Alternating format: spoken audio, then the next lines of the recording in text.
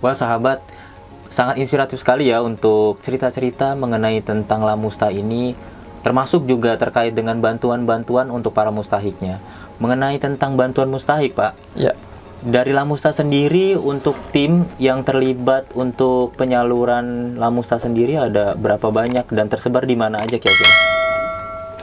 Jadi sebenarnya tidak hanya penyaluran ya Mas Irawan ya, ada berbagai macam aktivitas di kita selain dari penyaluran, yaitu konseling, survei, survei mustahik, kemudian kita jalin sinergi dengan lembaga-lembaga sejenis dengan bermitra, kita bermitra dengan yang punya program-program yang sama dengan kita gitu.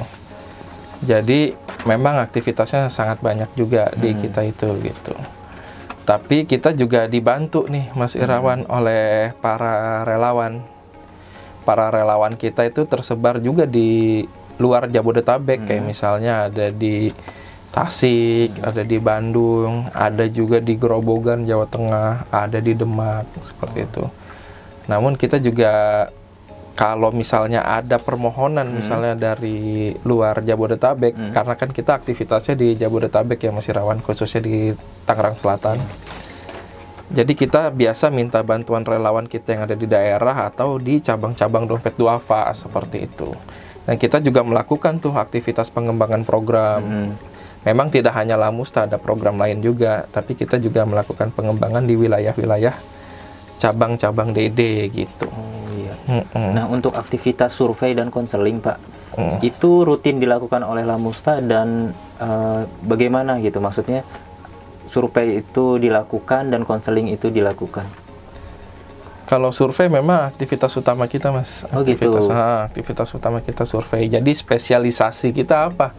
Spesialisasi kita adalah survei kemiskinan. Survei kemiskinan.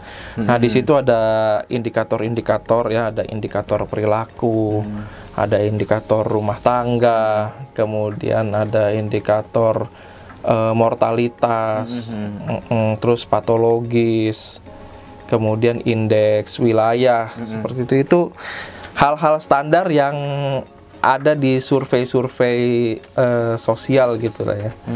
Kayak saya punya pengalaman nih dulu waktu jadi mahasiswa pernah survei tentang kesejahteraan sosial di Kemensos. Indikatornya sama kayak kita begini gitu. Indikator-indikatornya mengenai tempat tinggal, terus pendapatan keluarga gitu. Jadi itu yang kita punya alat ukurnya gitu. Punya form surveinya lah gitu. Kemudian kalau untuk konseling sendiri, Pak?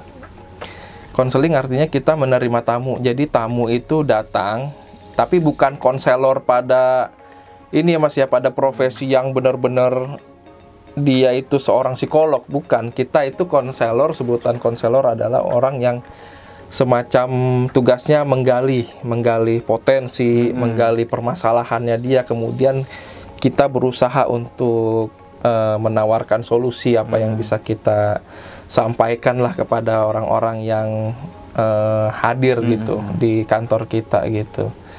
Jadi kayak semacam misalnya ada ibu-ibu mengajukan pendidikan untuk bayar tunggakan anak sekolah misalnya. Nah, kita biasanya kita konseling tuh. Pertama kita suruh dia baca basmalah. Kita tanya dia udah sholat apa belum. Kemudian kita tanya juga udah makan atau belum, Bu, gitu. Karena kan kalau belum gimana? Kita sediakan makan, Mas. Jadi ada sediakan makan, maksudnya bukan nasi ya, kecil-kecilan gitu. Makanan ringan gitu. Makanan ringan kayak roti, kayak snack seperti itu, tapi ada airnya. Dan jawaban mereka selalu, "Oh, alhamdulillah udah gitu." Ya karena pas dia datang gitu kita hadirkan makanan juga gitu, walaupun tidak makanan berat gitu ya. Kalau berat-berat nanti dia susah bawanya gitu. Kalau berat-berat kan dimakan Pak, bukan dibawa. Oh iya benar, benar. Nah jadi kita itu pas masuk ya, mustahik masuk kita tanya tuh, oh ini setelah kita tanya makan tadi Mas ya, oh ini ngajuin untuk pendidikan ya Bu ya, gitu dengan bahasa non formal ya Mas, jangan bahasa yang kaku gitu. Iya Pak gitu. ini Pak lagi sulit nih. Oh ya kenapa Ibu sulitnya? Gitu kan. Iya bapaknya lagi di PHK, sayanya belum gajian. Oh gitu. Nah kita terus gali tuh kenapa dia di PHK, suaminya. Terus bagaimana pengeluarannya dia selama suami di PHK. Abis dia ngeluarin unek-uneknya, biasanya kalau yang benar-benar dia merasa kesulitan banget, biasanya dia nangis gitu. Kalau dalam bahasa psikologi, ketika dia mengeluarkan air mata, artinya dia berkurang sedikit bebannya gitu. Sedikit bebannya. Sedikit bebannya, keluar air mata. Kalau mengeluarkan darah itu saya nggak tahu itu Mas. Ya, kalau mengeluarkan air mata artinya bebannya sedikit berkurang. Kalau gitu. mengeluarkan darah nggak tahu ya Pak. Nggak tahu itu. Kalau keluar itu disuntik Mas. Oh, disuntik. Kalau mengeluarkan mutiara, Putri Duyung Pak namanya. Ya. Nah setelah dia mengeluarkan segala keluh kesahnya dia, barulah kita tancapkan motivasi gitu Mas. Oh, memberikan motivasi. Motivasi ya Ibu pada dasarnya. Ya memang ini fase kehidupan ya Bu, ya ada susah senang. Tapi mudah-mudahan sekarang Ibu menyekolahkan anak Ibu dalam keadaan susah. Siapa tahu ketika anak Ibu nanti lulus, nanti anak Ibu lah yang akan membahagiakan Ibu. Kita kasih penghiburan semacam itu agar dia termotivasi seperti itu. Nah terakhir kita biasanya baca Quran Mas. Ya udah Bu, sebagai penenang nih, obat ya Bu dari segala kegalauan. Kita baca Quran dulu Bu ya. Mudah-mudahan Allah senantiasa memberikan kita keberkahan seperti itu. Nah, mulailah tuh baca Quran. Nah kalau dia nggak bisa bagaimana? Kalau nggak bisa ya Iqra. Oh gitu. Kalau nggak bisa gimana ya bacaan sholat. Kalau laki saya suruh wudu Mas. Oh, gitu. Kalau perempuan kan harus ini buka jilbab gitu. Paling saya tanya aja urutan-urutannya. Jadi selain menggali soal permasalahan juga harus ditanamkan tuh nilai-nilai agama gitu. Utamanya soal sholat gitu. Supaya apa? Supaya ada perbaikan dalam kehidupannya. Dia kembali lagi kepada Tuhannya betul. Seperti itu. Wah, sahabat-sahabat semua, selain keren juga Lamusta ini dan inspiratif banget untuk cerita-ceritanya. Dan ternyata untuk bantuan yang diberikan Lamusta itu sendiri itu sangat profesional gitu ya.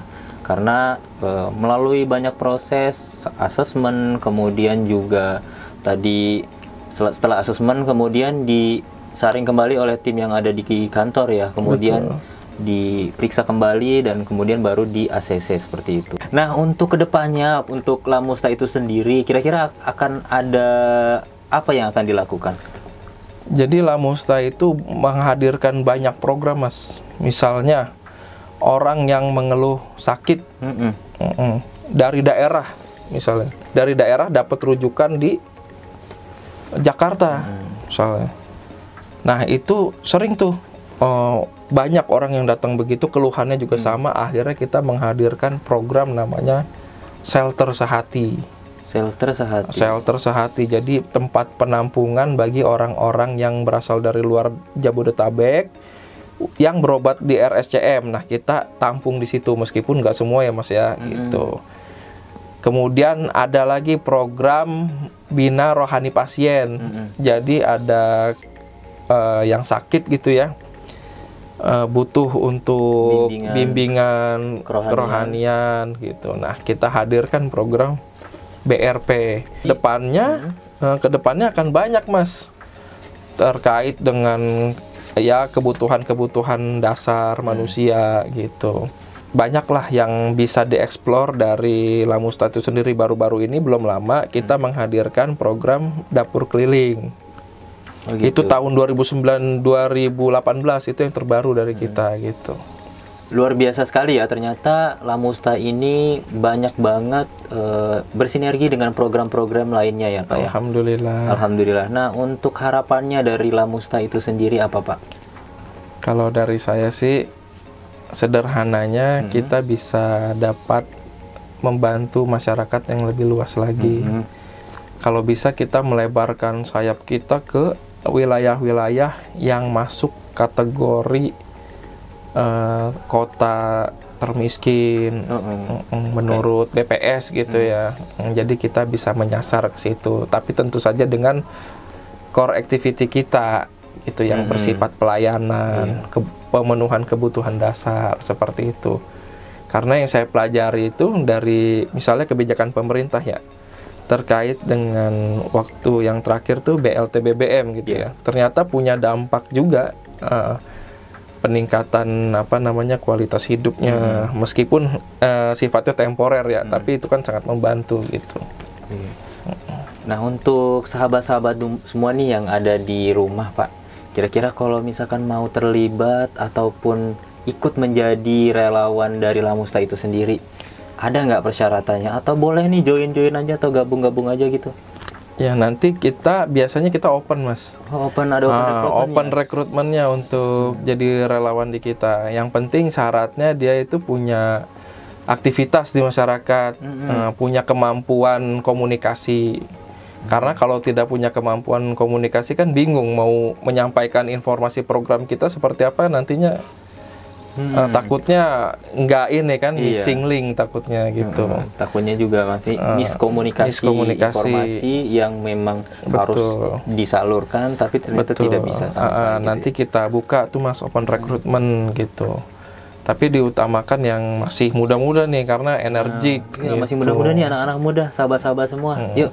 Nanti kita adakan orientasinya seperti apa, cara surveinya bagaimana. Yang penting kan cara survei itu kan ilmu, Mas. Gitu, nggak sembarang orang bisa survei. Kalau kata orang survei gitu-gitu doang, contreng-contreng, nggak seperti itu gitu. Ada banyak hal yang perlu dipelajari gitu. Demikianlah tadi sahabat-sahabat semua bincang-bincang kita kali ini mengenai tentang program Lamusta. Bagi sahabat-sahabat semua yang belum mensubscribe channel YouTube kita, silahkan untuk mensubscribe dari YouTube Pelayan Masyarakat karena akan ada banyak program-program lainnya yang akan kita bahas di sini. Terima kasih sudah menyaksikan. Wassalamualaikum warahmatullahi wabarakatuh. Terima kasih Bapak Rifki. Sama-sama Mas Irawan.